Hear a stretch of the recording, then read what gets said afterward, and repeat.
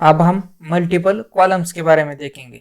Multiple columns एक बहुत ही useful concept है और ये मोस्टली यूजफुल आपको न्यूज़पेपर में दिखेगी, क्योंकि न्यूज़पेपर में वहां पे देख सकते हैं कि कॉलम बाय कॉलम उन्होंने पैराग्राफ डिवाइड किए होते और जो उसका जो तो न्यूज़पेपर में हेडिंग आपको एक स्प्लिट मोड में नजर आएगा। एक हम उसे अपने कोडिंग में यहाँ पे स्पैन कहते, और जो नीचे का जो पैराग्राफ है वो कॉलम बाय कॉलम डिवाइड होता है। तो ये जो कॉन्सेप्ट है मल्टीपल कॉलम्स, ये आपको न्यूज़पेपर के एग्जांपल के साथ एक परफेक्टली उसे जोड़ सकते हैं और उस तरह से आपका न्यूज़पेपर वहां पे दिखता है। तो वहां पे इस तरह से आप मल्टीपल कॉलम्स यूज करके यहाँ पे अपना वेब पेज पे पैराग्राफ बना सकते हैं। यहाँ पे मैं एक ड्यू टैग ले लेता बॉडी के अंदर और ड्यू टैग के अंदर मैं एक पैराग्राफ टैग ले लेता हूँ और यहाँ पे मैं अपना एक पैराग्राफ पेस्ट कर देता हूँ। अब मैं क्या कर देता हूँ, इसे सिंपली रन करके देखता हूँ कि हमारा आउटपुट किस प्रकार यहाँ पे दिख रहा है। तो यहाँ पे देखिए ये हमारा बिना मल्टीपल कॉलम कॉन्सेप्ट अप्लाई किया हुआ ये आउटपुट है। अब हम उसे डिवाइड करेंगे कॉलम के अंदर। मैं यहाँ अपने टेक्स्ट एडिटर पे आता हूँ और यहाँ पे हेड टैग के अंदर यहाँ पे इंटरनल CSS यूज करने के लिए मैं यहाँ पे स्टाइल टैग ले लेता हूँ और यहाँ पे मैं ड्यू टैग को अपने CSS अप्लाई करता हूँ। तो यहाँ पे देखिए जैसे मैंने कॉलम लिखा तो कॉलम रिलेटेड जितनी प्रॉपर्टीज है वो यहाँ पे उन्होंने रेफरेंस यहाँ पे आ चुका है। तो यहाँ पे मैं सबसे पहले कॉलम काउंट ले लेता हूँ। तो कॉलम काउंट में यहाँ पे 4 दे देता हूँ, सिर्फ आपको 4 लिखना है। मैं इसे सेव किया और यहाँ पे मैं जैसे रन करूँ तो यहाँ पे देखिए 4 के अंदर ही मेरे डिवाइड हो चुके। ये हुई बात। तो अब मैं यहाँ पे 4 की जगह इसे 3 कर देता हूँ और यहाँ पे रन कर देता हूँ। यहाँ पे देखिए ये 3 के अंदर इस तरह से डिवाइड हो चुके। ये आप कॉलम काउंट प्रॉपर्टी की मदद से उसे कॉलम में डिवाइड कर सकते हो। आप यहाँ पे देखिए ये जो कॉलम के दो कॉलम के जो बीच का जो फासला है उसे हम गैप कहते हैं, तो उसे मुझे बढ़ाना है। तो मैं यहाँ पे क्या कर देता हूँ, मेरे पास प्रॉपर्टी है कॉलम गैप और यहाँ पे मैं इसे 30 पिक्सल दे देता हूँ। जैसे मैं इसे 30 पिक्सल दे दूँ तो यहाँ पे देखिए मेरा फासला यहाँ पे बढ़ चुका है। अब मेरे पास और भी इसके अंदर बहुत सारी प्रॉपर्टीज है। जिस तरह से हम बॉर्डर प्रॉपर्टीज देखते हैं, बॉर्डर के अंदर आपकी बॉर्डर विड्थ आती है, बॉर्डर कलर आती है, बॉर्डर स्टाइल आती है। तो यहाँ पे भी कॉलम में आपको कॉलम के रिलेटेड प्रॉपर्टीज आती है। तो हम एक एक करके देखेंगे। तो यहाँ पे हमारे पास प्रॉपर्टी आती है कॉलम रूल स्टाइल। तो इसके अंदर जिस तरह से आप के बॉर्डर आप अप्लाई कर सकते हैं, सॉलिड हो, डॉटेड हो, लाइन हो, वहां पे आप बॉर्डर डिफाइन करने की जो स्टाइल होती है तो सेम उसी प्रकार यहाँ पे भी कॉलम रूल स्टाइल प्रॉपर्टी के अंदर होती है। तो यहाँ पे मैं उसे सॉलिड दे देता हूँ। तो यहाँ पे देखिए मैंने जैसे इसे सॉलिड कर दिया तो ये दोनों कॉलम के अंदर मेरी इस तरह से बॉर्डर आ जाएगी। तो इस हमें हम विड्थ भी दे सकते हैं अपने बॉर्डर को। तो यहाँ पे मैं इसे विड्थ दे देता हूँ कॉलम रूल विड्थ। तो यहाँ से आप उसे विड्थ भी दे सकते हैं। तो यहाँ पे पिक्सल में मैं यहाँ पे 5 पिक्सल दे देता हूँ विड्थ और यहाँ पे मैं जैसे विड्थ दूँ तो ये देखिए इसकी विड्थ, इस दोनों लाइन आपको दिख रहे तो इसके लिए विड्थ यहाँ पे बढ़ गई। तो विड्थ के बाद आप यहाँ पे कलर भी दे सकते हैं। मैंने पहले ही कहा था कि आप बॉर्डर प्रॉपर्टी में जिस तरह से विड्थ देते हो, वहां पे स्टाइल देते हो, तो यहाँ पे भी वो सारी चीजें यहाँ पे दे सकते हो। तो मैं यहाँ पे कलर इसे क्या कर देता हूँ, मैं यहाँ पे कलर इसे ग्रीन दे देता हूँ। तो यहाँ पे देखिए आप मैं जैसे इसे ग्रीन करूँ तो मेरा उसकी यहाँ पे ग्रीन लाइन आ चुकी है।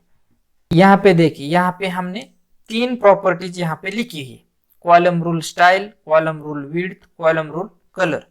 तो जिस तरह से हम बॉर्डर के अंदर लिखते हैं स्टाइल, विड्थ, कलर, फिर हम ब्रॉडर प्रॉपर्टी यूज करके ये उन तीनों प्रॉपर्टीज को एक ही प्रॉपर्टी के अंदर यहाँ पे डिफाइन करते।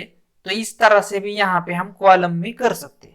तो उसके लिए हमारे पास प्रॉपर्टी है कॉलम रूल। यहाँ देखिए कॉलम रूल नाम की प्रॉपर्टी है, जो ऊपर की जो यहाँ पे 3 प्रॉपर्टीज है इन तीनों को आप एक ही प्रॉपर्टीज के अंदर भी यहाँ पे दे सकते हो। तो मैं यहाँ पे क्या दे देता हूँ, मुझे बॉर्डर कितनी चाहिए 5 पिक्सल, क्या होनी चाहिए सॉलिड। सॉलिड की जगह मैं यहाँ पे डॉटेड कर देता हूँ। डॉटेड का क्या होना चाहिए ग्रीन। ये और मैं जो ऊपर की प्रॉपर्टीज है इन्हें निकाल देता हूँ। और देखिए अब मैं यहाँ पे जैसे ही रन करूँ तो यहाँ पे डॉटेड की तरह देखिए ये सारी चीजें हमने एक ही प्रॉपर्टीज के अंदर तीनों प्रॉपर्टीज को अप्लाई किया। तो अब बात आती है हमारी कि आप यहाँ पे कॉलम विड्थ दे सकते हो क्या? हाँ, आप यहाँ पे कॉलम विड्थ दे सकते हो। तो कॉलम विड्थ देने से क्या होगा कि जो आपकी वहां पे आप मिनिमम विड्थ सेट कर सकते हो कॉलम विड्थ प्रॉपर्टी में। तो मैं यहाँ पे इसे कॉलम विड्थ दे देता हूँ, कॉलम विड्थ, और यहाँ पे मैं यहाँ पे 400 पिक्सल दे देता हूँ। तो यहाँ पे देखे मैंने इसे कॉलम विड्थ दे दी।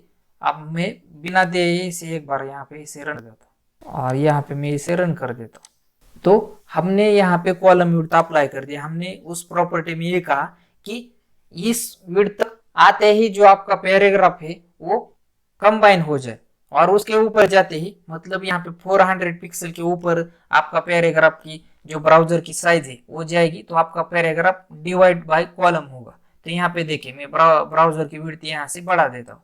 देखिए जैसे मैं यहाँ पे ब्राउजर की विड्थ बढ़ा देता हूँ तो यहाँ पे देखिए यहाँ पे अभी 2 कॉलम आ चुके। जैसे मैं इसे कर देता हूँ यहाँ पे बड़ा, तो यहाँ पे हमारे 3 कॉलम आ चुके। तो इस तरह से आप कॉलम विड्थ प्रॉपर्टी के अंदर मिनिमम विड्थ सेट कर सकते हो। उस विड्थ तक आपका जो पैराग्राफ है उस विड्थ तक आते ही आपका पैराग्राफ कंबाइन हो जाएगा, और उसके ऊपर आपके पैराग्राफ की जो डिवाइड कॉलम्स होते हैं वो हो जाएंगे।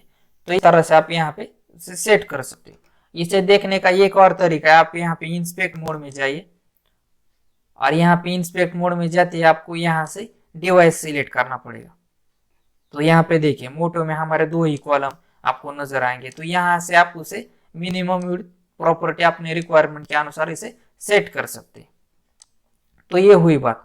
आप न्यूज़पेपर में किस तरह देखते हो कि यहाँ पे हेडिंग रहता है, हेडिंग आपको बड़ा नजर आता है, पूरी तरह से पूरी विड्थ ले लेता है, तो वो कैसे करें? तो यहाँ पे आता हूं मैं इस ड्यू टैग के नीचे, और यहाँ पे H1 में अपना हेडिंग दे देता हूँ, और इस हेडिंग के अंदर मैं यहाँ से अपना टेक्स्ट कॉपी कर देता हूँ। इस हेडिंग के अंदर मैं इसे पेस्ट कर देता हूँ।